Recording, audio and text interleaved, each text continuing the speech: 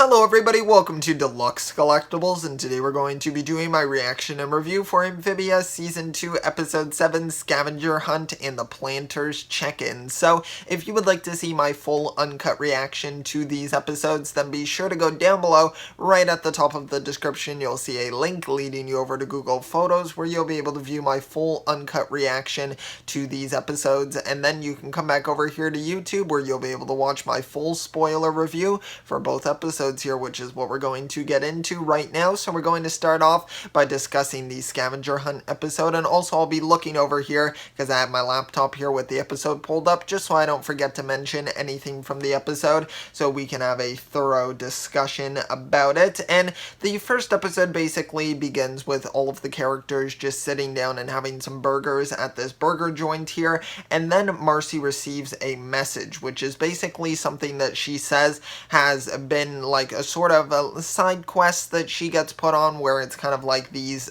riddles almost of some sort, where she gets like 3 images and then she has to find out what all of them mean. So they find that, and then they basically have to go on an adventure, of course, to discover what these messages mean and then decipher them.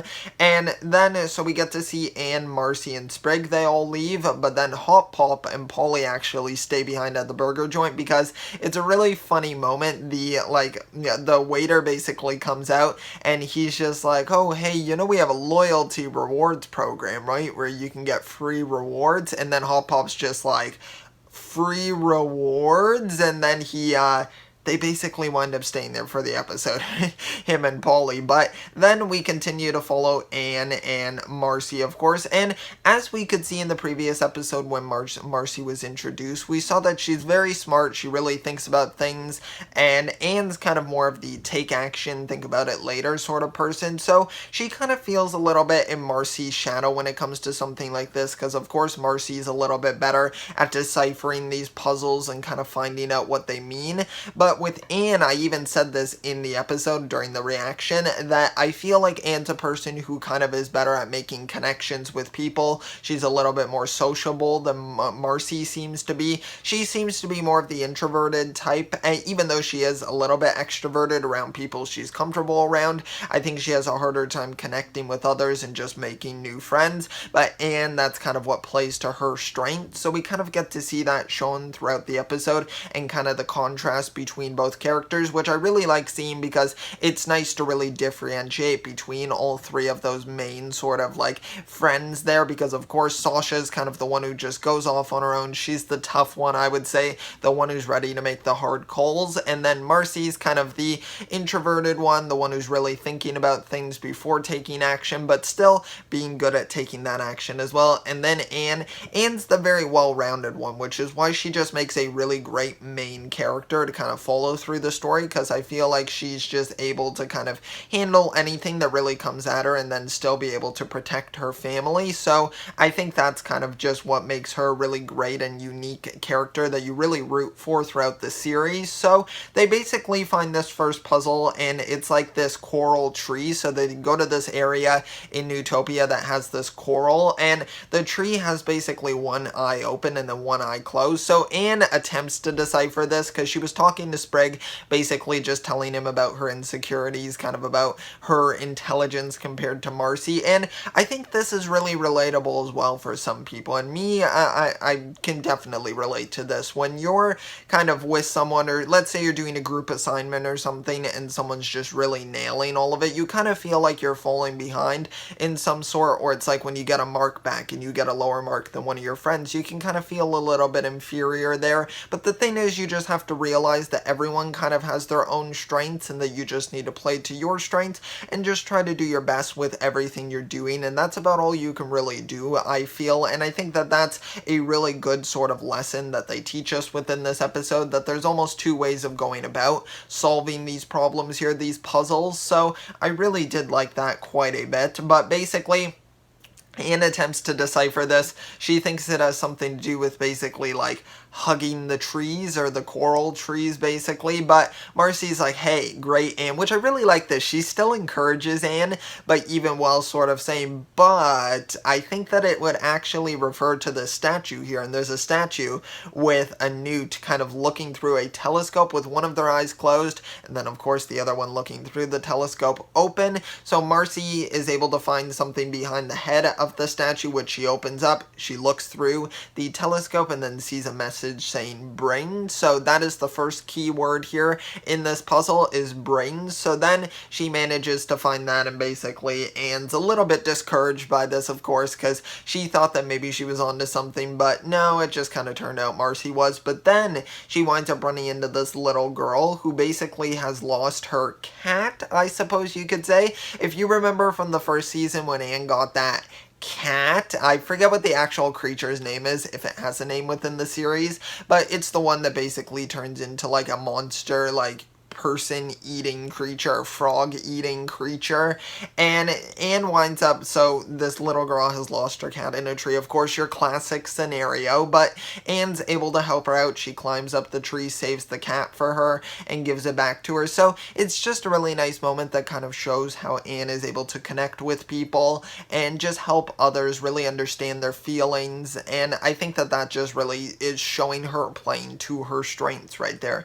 Something that maybe Marcy wouldn't have noticed, but Anne was able to pick out. So I did really enjoy that moment there, and we get to see it later on in the episode as well, kind of play out, come to fruition. But basically they then wind up trying to discover the next clue, which is basically like kind of like a compass, 4 arrows, one of them pointing west and then the other one pointing towards like a fly creature of some sort. So they wind up trying to figure out what that is. Anne's trying to figure it out, and then the fly, or like whatever the bug is, it just starts talking to her, and she's like hallucinating it because she's just very worried and insecure that she's not going to be able to discover what this riddle is. And then she's like, you know what, I'm just going to go do something quickly and then I'll be right back. And she takes the puzzle with her because she's going to try to figure it out herself.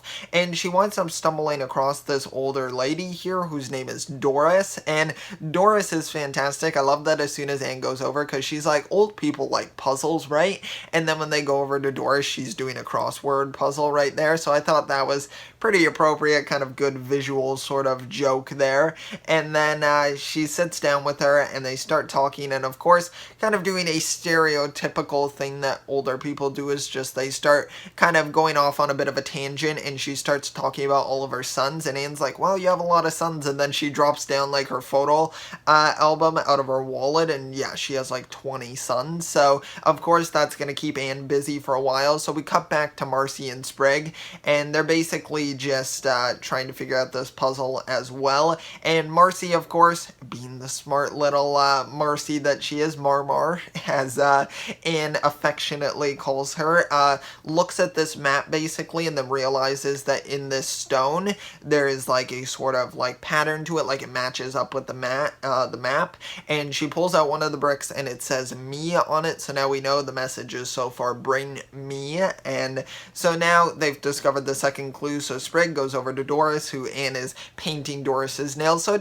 I really love that. I really love how she can make such great connections with another person just in such a quick amount of time. So I really enjoyed that. But Sprig basically winds up coming over and letting Anne know that, oh, Marcy found out the second clue. Sorry about that, Anne, but now we better go try to help her decipher this final clue. So Anne goes with them, and they're kind of trying to figure it out, and they wind up actually, as they're running, they pass by Hot Pop, who is just, let's say he's really trying to earn those rewards for the loyalty members. He's eating a ton of meals, and I think he says something like, oh, you only need to eat like 987 more meals to get a suit of armor, which I knew when they said that they were going to set it up for later in the episode, which it does have a payoff later on where we get to see Hot Pop in a suit of armor. But basically we cut away from that once again, and they're going in. Anne's feeling very discouraged. She's just like, I don't know if I can really be of help with any of this. It's kind of like she doesn't know if she can help with this necessarily. It doesn't really play to her strengths as much, this sort of challenge. And we get to see a statue that was built for Marcy as well, which just discourages her even more, because apparently Marcy designed a bridge basically that would like evenly weigh so that everybody could walk across it safely. So Marcy's definitely a big sort of celebrity within Utopia, I would say. She's definitely brought a lot of advancements to their society, so it's really cool to sort of see that, but it once again discourages Anne. She kind of goes off and she goes to this nacho stand basically, or sits down beside it, and meets this woman named Gertie, who is actually the voice actor is Nicole Byer, who I think I saw had some roles on Star vs. the Forces of Evil and in Big City Greens as well. I'm pretty sure. I looked it up previously, so I think so. So it's cool to see her kind of doing a voice acting position on this show. I thought that she was really fantastic. I love her character's design. It's really unique, and I like the color scheme there with the different shades of purple. I think it looks very nice. But basically, some of her nacho containers start blowing away, so Anne, of course, helps her out. She gets some free nachos out of it, and then just kind of has to sit down and get some advice from Gertie. And Gertie basically tells her about, you kind of just gotta fake it till you make it. She explains like how, look, I'm one of the most popular chefs in Utopia, and I'm not even really a chef. Like she kind of just explains, you kind of just gotta fake it until you make it. So I thought that was a really interesting lesson to kind of be teaching in there, of course, that you just kind of gotta just wing it basically. Just try to do your best and just hope for the best in the end result. So it's some nice advice that she gets from Gertie that kind of reinvigorates Anne's spirit here on sort of helping her friends. And then Sprig calls her over saying that they're kind of stumped on this final clue. Sorry, I was about to sneeze there. But, yeah, so they're basically kind of stumped on this final clue here, and Anne's like, alrighty, it is my time. I am going to try to help them here and figure out this final clue here. And she's even having a hard time with it. It's like a triangle with some sort of like cylindrical object in the middle of it. So she's trying to decipher it. She's, winging it basically, and she is just, faking it until she makes it. So she's kind of just going on a tangent trying to explain like, well, triangle has 3 sides and then it leads to this, and it basically leads them into the sewer. So they wind up going down here and finds a I don't even know what you would call it. I was gonna say a nozzle, but she basically turns this wheel, I don't even know what I'm saying at this point, but she turns something, winds up letting loose a alligator who I would like to say is voiced, even though he doesn't really have a voice, he just makes noises,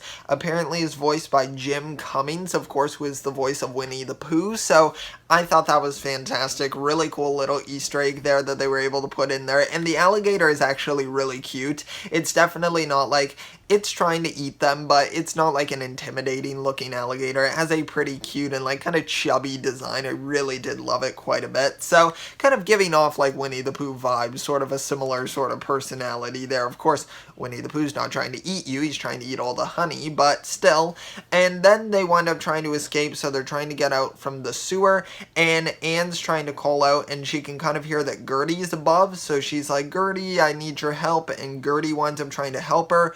Doris winds up showing up. I'm sorry, I don't know the little girl's name, but the cat girl's name winds up coming, the cat girl winds up coming over to try to help as well. And then we get to see Hot Pop. This is where we get the payoff. He's in his suit of armor, which I love it. It says Best Burger Boy on it, so that's just a fantastic added detail there. And then they all wind up rescuing them, and it kind of shows that Anne was able to make friends with all these people, and Sprig winds up kind of blowing it and saying that, oh, Anne's kind of feeling inferior to Marcy, so it kind of gets told to Marcy now, so now she's aware of it, and she's like, Anne, I'm the one who's kind of jealous of you, how you're able to make friends with people so quickly, make really strong connections with them, and I have a hard time even like staring someone in the eye. So it kind of just shows that Marcy's also kind of envious of Anne in this similar sort of way of how Anne is envious to Marcy, but together they make a really strong team and they kind of acknowledge that, so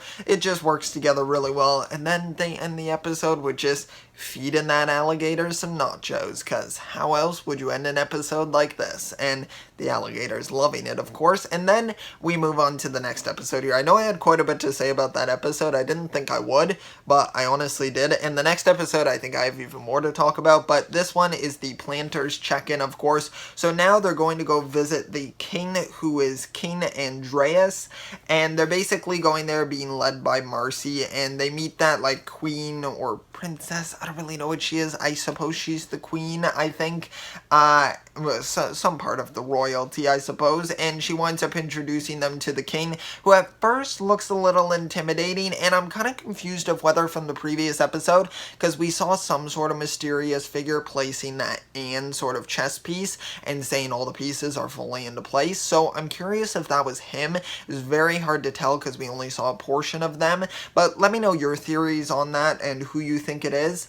But basically the king comes and he's actually really friendly. I actually really enjoyed him. I thought he was really fantastic in this episode. He was just a lot of fun in his little scene here and very friendly and welcoming to the Plantars, and he's basically trying to find out more because he's basically like, well, it's too bad we don't have that music box, of course, the Calamity box. And then Anne's like, well, actually, we do have it, but Hot Pop's actually left it with some trusted people who, of course, we know that Hot Pop just buried it and, is trying to hide it for some unknown reason. Maybe he's aware of the power that it has, because Anne is able to show him a photo of it, and he's like, oh, this is great. He puts on some pretty cool looking glasses as well, which is pretty nice. I'm not gonna lie, he has some good fashion sense there, and he's looking at it, and he's like, I don't know if you noticed, but the gems are actually not, like, glowing certain colors, and that leads me to a theory that, because we've seen Anne's eyes glowing, and we've seen Marcy's as well, and I'm not sure if we specifically have seen Sasha's, but I think it's pretty obvious that 3 gems, they've each kind of absorbed some sort of energy or something from those gems, it seems. So I'm really interested to see how that winds up playing out, but it's definitely kind of part of the overarching story for the season, of course, kind of trying to figure out how to get back to Earth, basically, or back home. And then they wind up basically getting a credit card from the king, which very generous of him. It apparently has unlimited funds to use around Newtopia, so Sprig's like very excited to kind of get to use this credit card here, but the rest of them, we cut to the hotel and they're just not having it. They're like all in bathrobes, they're just ready to relax. Polly just looks as cozy as Polly could ever look, and they all wind up falling asleep because Hot Pop at first is like, no, Sprig, you can't be using this credit card irresponsibly. Well, don't worry, we'll use it the next day, and we've got a ton of time here if the city is still here, which kind of funny that he's like, if it's still here, you know, you never know, it could just get destroyed or something.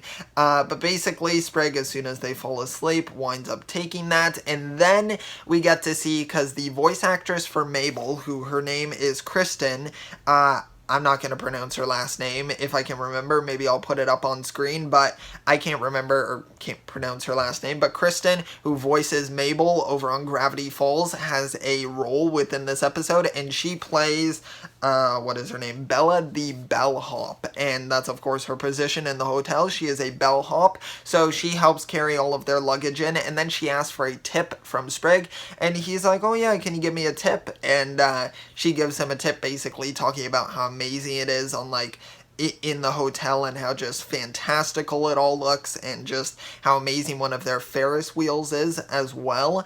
And Sprig winds up saying, oh yeah, thanks for the tip. And of course, Sprig does not understand the concept of actually tipping a person, and Sprig winds up just going crazy with this credit card. He winds up spending it at a bunch of places. He spends it on some ant cream sundaes, of course, and it's really funny. They really play it up like, I'm rich, so I can just be crazy. That's like my excuse for it. And I thought that was kind of a funny like commentary to kind of have on rich people, because of course they're a little bit more out there with some of the things they do, because of course they have a lot of money, so you have the ability to do a lot of fantastical things, to say the least.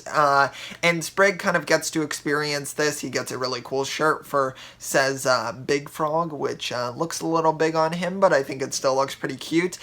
He knocks down a bunch of shelves in a store, but then just flashes the credit card to the shopkeeper, and he's just like, You know what? Why not? This is totally cool. You're rich. It's perfectly fine. Sprig winds up getting multiple haircuts here, and there is a really cool reference which I really enjoyed because I'm a big fan of anime. Not specifically this anime. I've seen a part of it, but he gets a haircut that is reminiscent of the Super Saiyan Blue form, which I wrote it down here so I wouldn't forget the specific name, which first appeared in Dragon Ball Super. So I've seen a few episodes of the original, like Dragon Ball, but I haven't gotten very far within the series, so I haven't seen anything like this, at least within the series. I knew of the haircut because I kind of recognized the reference in the reaction portion of the video, but I thought that was just a really cool little Easter egg there. I thought that was a lot of fun. Then he goes and gets a bunch of like coffees basically and gets highly caffeinated and then basically has something reminiscent of like a sort of Quicksilver scene idea where all of time slows down and Sprig is just in the zone.